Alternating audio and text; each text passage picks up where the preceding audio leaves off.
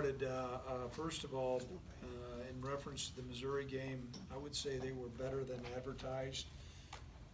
I did know, speaking with Coach Odom during the course of the summer, I could tell that their football program was acutely aware of where we were at, and so their preparation, any thoughts of us going in and being overlooked were not accurate at all.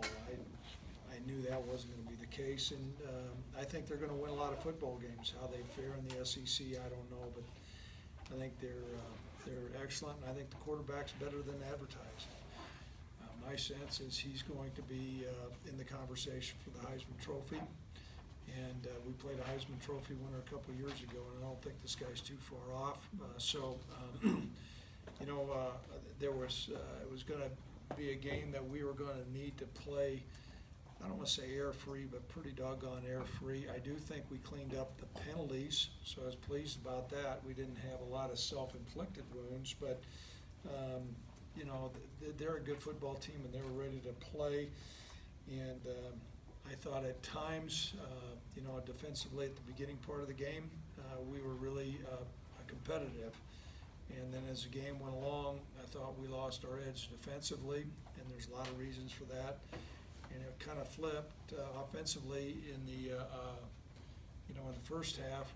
I thought we were struggling offensively, and then we got some things going in the second half. And so as a result, what we've got to be able to do is put those two back to back, and that'll be important this week. As far as injuries, I do think Josh Harshman will be out for a significant amount of time. We'll get some more information today concerning his MRI, but a pretty significant knee injury. We're certainly hoping for the best for Josh, and that we can have him back as we go. Moving forward, Wofford's 2-0 right now. Wofford's 2-0. They were a 10-win football team that went deep in the playoffs last year. Coach Conklin's a new head coach, but he's got a real familiarity with Wofford. He had coached there before, and also he hails from Gillette. He was at Pittsburgh, and our defensive staff did a professional visit there. So he's a prince of a guy and a heck of a coach. And as he starts out, he's 2-0 as a head football coach. Offensively, they have not changed a whole lot through the years. They've had the same offensive coordinator for maybe 20, 30 years. I mean, he's been there a long time, and we have got a great deal of experience coaching against that scheme. And so they'll play two quarterbacks. They're very creative what they do with their option scheme. They have answers to what you throw up against them. Defensively, they operate out of a three-down look. Big, strong guys up front, some 300-pounders.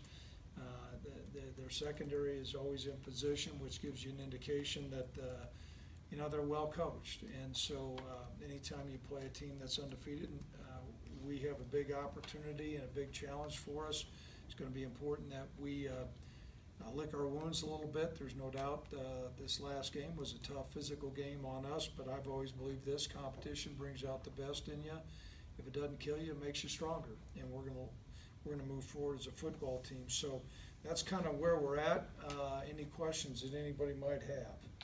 Craig, you mentioned the defense may be losing its edge a little bit as the game last week went on, and Noah certainly got wore down. What needs to happen to maybe get some of that edge back? And obviously, it's a different scheme you're going against. So Sure. Does that maybe be a spark or a help, I guess, moving forward? Well, it's a challenge because it's a different scheme. A couple things that I think we did not do as well as what we could have. Missouri tempoed us a couple times, and they had not shown that. There was a lot of unknowns we didn't know going into the game. They certainly changed and did some things. They looked deep into what Oregon had done to us. They had a complex game plan that they had not shown, and because they didn't have to show it.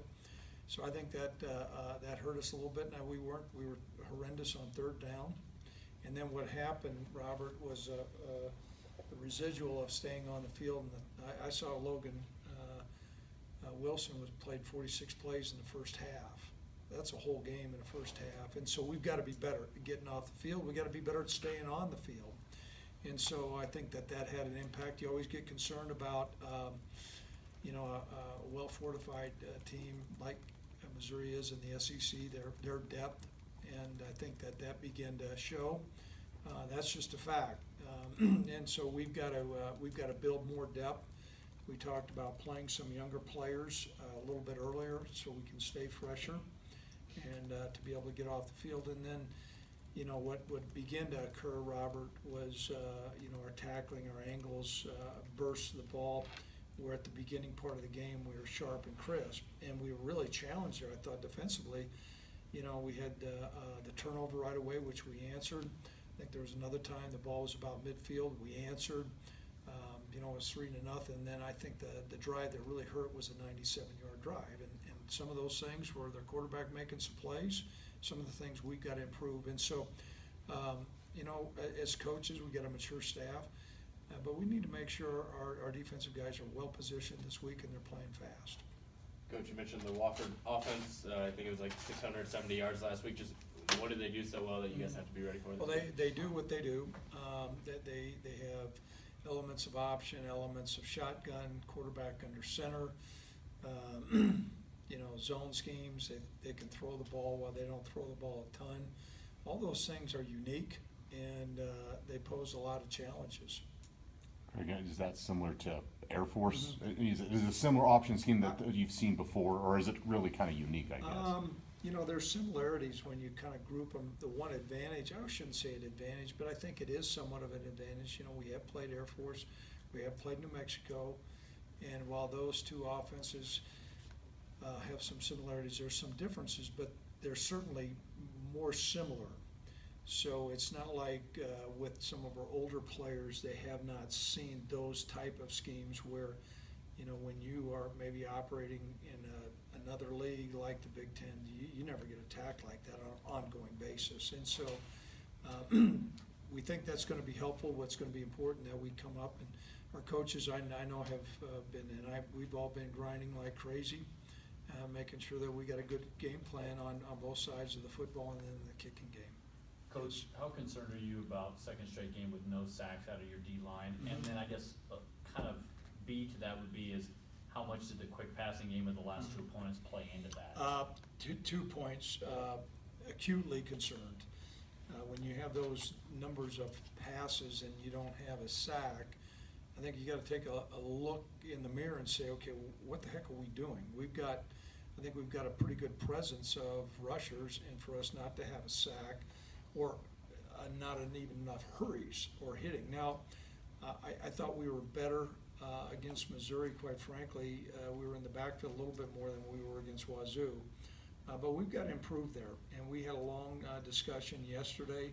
We didn't want to take up too much time because while Wofford throws the ball, their offensive scheme is, I don't want to say 180 degrees different than what we've seen, but it's significantly different. So we addressed all that stuff, we booked it, and said, let's get going, moving on to Wofford. So concerned, needs to be addressed. We'll need to pressure the quarterback here, but they don't throw near as much as what these last two, at least they haven't. Coach, are you trying to work anybody else into tight end now that you mentioned Josh might be out and Tyree Mayfield's your only guy right now? Yeah, we're Jackson Marquette, who's a freshman, is going to get some reps in there. We're in hopes. I spent some time with the sports medicine staff today. Austin's moving around a little bit better. I would still say it's doubtful, but we'll get those guys back sometime before the year's over. So we're in a little bit of a pinch right now, but Jackson was a guy that's got good size and good speed, and so we'll move forward with that guy. Yes, sir. After coming off games against Washington State in Missouri, is there ever worry about making sure you take this seriously? I think a lot of that comes down to an attitude of a coaching staff. That's one of the reasons why we have coach on our shirt, and that's not a smart aleck comment, but I mean that we need to take ownership of that.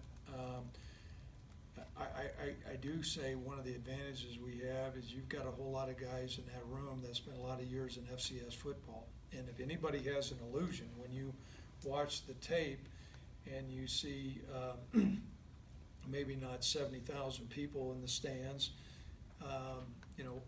we lived in that arena for a lot of years, and there's a lot of NFL players that come out of that league. There's a lot of NFL guys that have played at Wofford, and then I think a case in point, you flip on the game tape against South Carolina last year, and they're scrapping around with them, or you see them play against Clemson. And so we're making points of that. I'd like to think that our players have enough confidence in our coaching staff when we say that they have good players and they have really good coaches, that we need to be bringing our A game to give us a chance to win. And so we'll address that. I don't think we can overstate it, because that almost undersells what type of football program they have. We're going to be real matter of fact with our players, and we've got quite frankly, I'm more concerned about having 2 tough losses back to back, and the resiliency of our football team to lick our wounds and get back in the fight. That's I think we got to look at that. We not only were beat, emotionally after the game, we got beat up. And football's a physical game. We got to get healed up here in a hurry. You mentioned ownership. Similar question. You mentioned ownership, and then you go back to the unknowns that you guys weren't prepared for with Missouri. Can those unknowns propel you forward in some sense as a coach and as a football team? Will you be better prepared next time for the unknowns? Is that possible? Great question, because every game there's some unknowns, but I can tell you, we were searching last week. I mean, we were going through everything because they didn't have to tip their hand. They were, Missouri was very, very vanilla offensively in the spring game, which was on the SEC network, and then the first game, it was, they did a couple things. I think it was, they knew they could get after Tennessee Martin, so a lot of the things that we were just trying to throw some darts and try to cobble together what things the Dallas Cowboys had done and things like that. And I think some things that we were right on, but the schemes that we've seen, I think we know offensively what they have done. They've got a proven track record that they've been creative, but there's a track record of what they've done offensively. We do have an idea. Some things, while the Citadel game is a little bit different simply because they were a triple option team, BMI is more traditional, so we could get some beats on that, but we looked at both games, so I think we're going to be more prepared as far as our game planning. Craig, any concern at all about, you mentioned the team is beat up physically, about them knowing that there's a bye week coming? Anything that they might be looking ahead toward that? No, I think everybody wants to win. And if anything, the bye week says, football's a real physical game, and we've gone through a grinder here. And some guys, I think, you're going to play hurt if you know that, okay, we got to figure out what we got to do to win. Whatever we got to do to win, we got to do that. We got to do whatever we can do to win, and then that next week will alter what we're doing in practice. And so I think, if anything, not to say that they are looking forward to the bye week. I think it's a motivation. Saying, you know what, we're 1-2. We got to do what we can to get to 1-0 here and get to 2-2. So that's kind of our thought process. Coach, you mentioned getting some younger guys on defense on the field to keep things fresh last week. When you look back at the tape, were there any things that stood out? Seeing some of the younger guys get out there. Well, guys, Andrew Winger played a lot of snaps in the first half, and maybe getting Elijah Halliburton out there, Braden Smith out there a little bit. We were looking at, even though he was a younger guy, Adam Pittable, to play him more. And the other thing that occurred was, with their tempo, it was hard to get some subs in, and they utilized that well, and kudos to them. And so I just think we our rep count got out of whack, and that showed in the second half. And so that you live and you learn. Craig, I know, how's any update on Nico for this week? I know you also getting short on defensive ends as well. Any updates on any of those guys as of now? Right. We think KP will be back. Kevin Prosser will be back. We're in hopes that Trey Woods will be back, and so that'll be helpful. Concerning Nico, I would say it would be doubtful. I think certainly him resting all weekend have helped. We'll know a little bit more, but those ribs were bruised pretty significantly, and for a running back, sometimes that takes